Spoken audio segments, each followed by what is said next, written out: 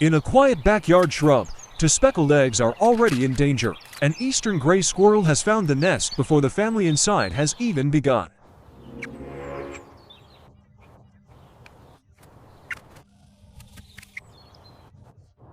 The female cardinal holds her ground. The male, bright as a warning flare, throws himself into the air to drive the intruder back.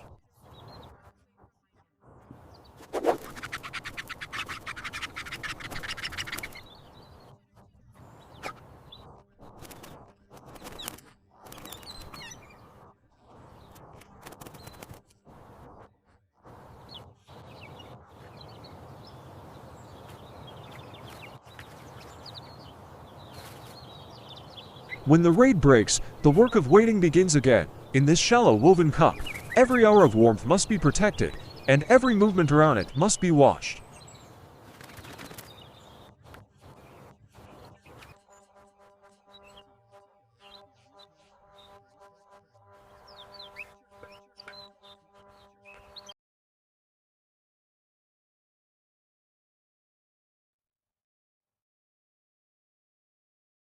The male feeds the female at the nest edge, a quiet exchange repeated across spring. In the bird world, as in ours, survival often depends on small acts done faithfully.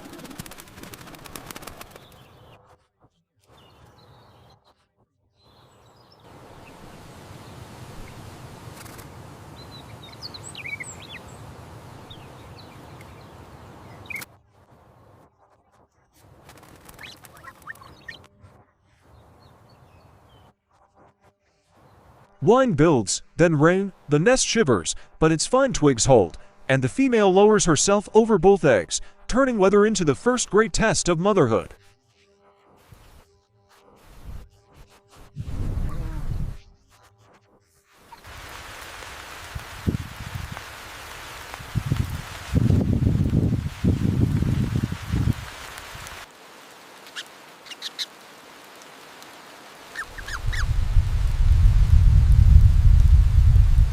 By morning, both eggs remain intact. The storm has passed, but the harder chapter is only now beginning.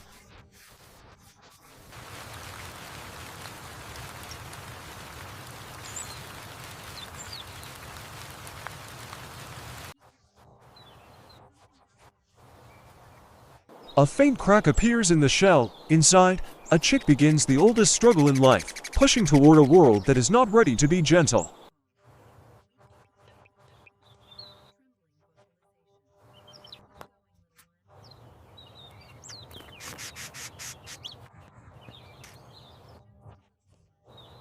One hatchling breaks free, then the second follows. They arrive damp, blind, and helpless, with nothing but hunger and instinct to announce their presence.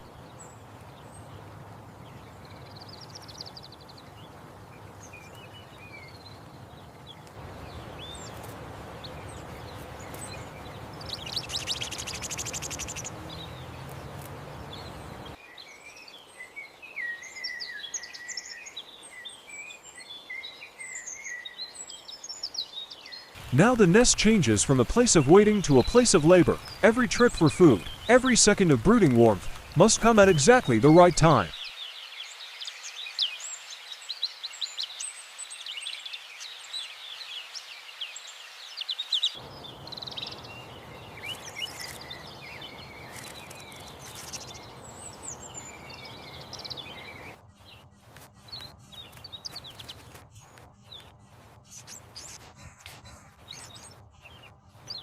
The male returns again and again with insects. The female gathers the chicks beneath her breast, holding them together while their bodies learn how to live.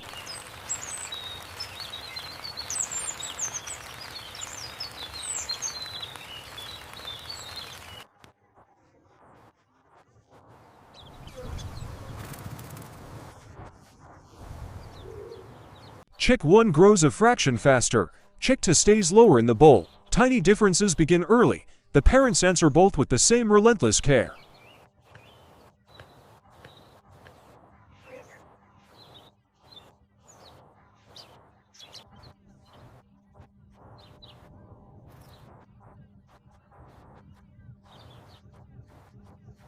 Then the squirrel comes back. It knows the route now, and in a shrub this low, Danger is never far above or below.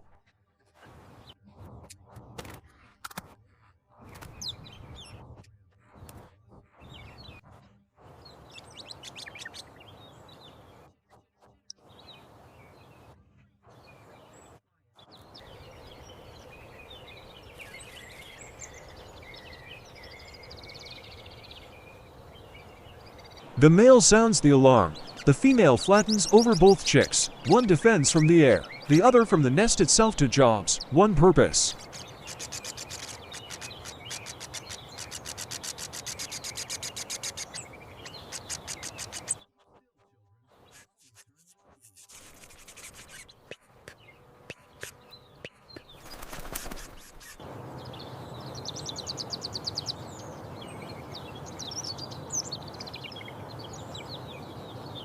Harried from above, the squirrel hesitates and retreats. For today, that is enough. In the wild, victory is often temporary, but temporary can still mean everything.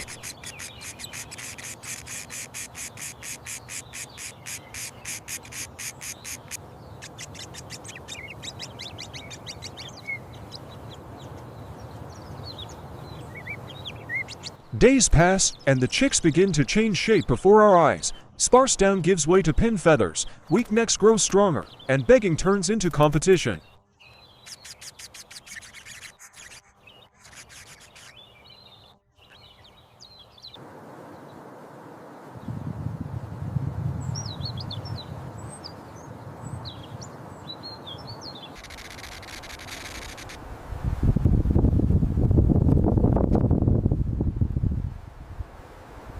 The nest remains the center of the world, yet it is no longer large enough for innocence. Growth makes young birds louder, bolder, and easier for the world to notice.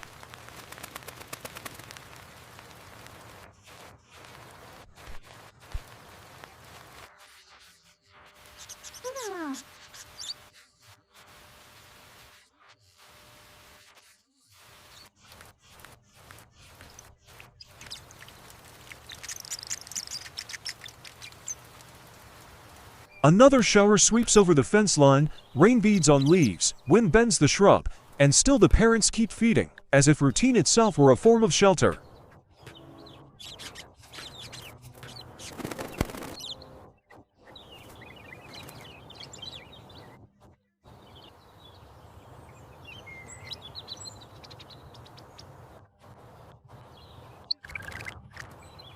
The squirrel tests the branches again, pushing closer than before. This time the pair answer together, striking from two angles until the raider loses its nerve.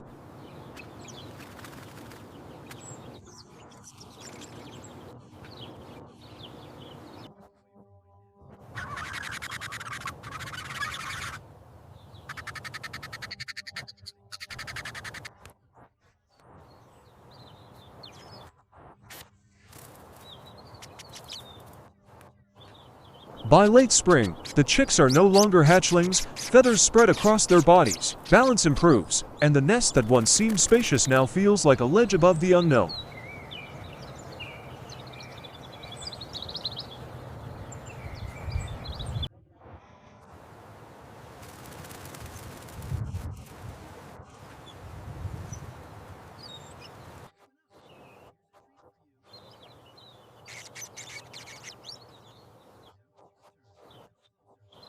Then comes the heaviest rain yet. The female braces over both young, while the male clings nearby, a red sentinel in the storm-darkened shrub.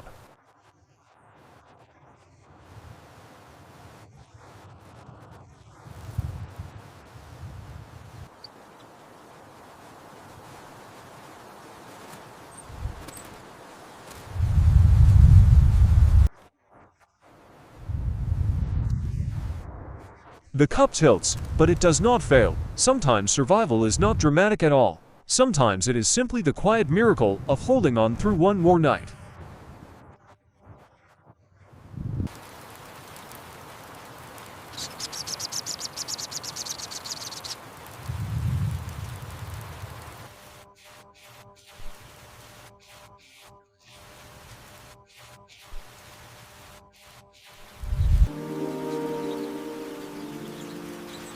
Morning reveals to soaked but living fledglings the first steps to the rim, where fear and instinct meet on the narrowest edge.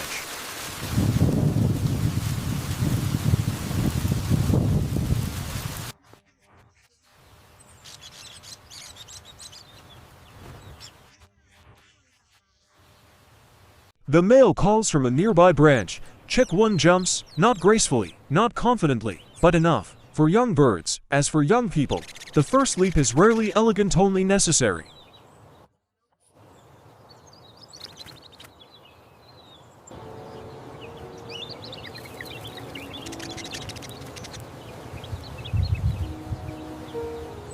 Chick 2 watches, waits, and follows below them. The squirrel still moves through the same world, but the family is no longer trapped inside one bowl of twigs.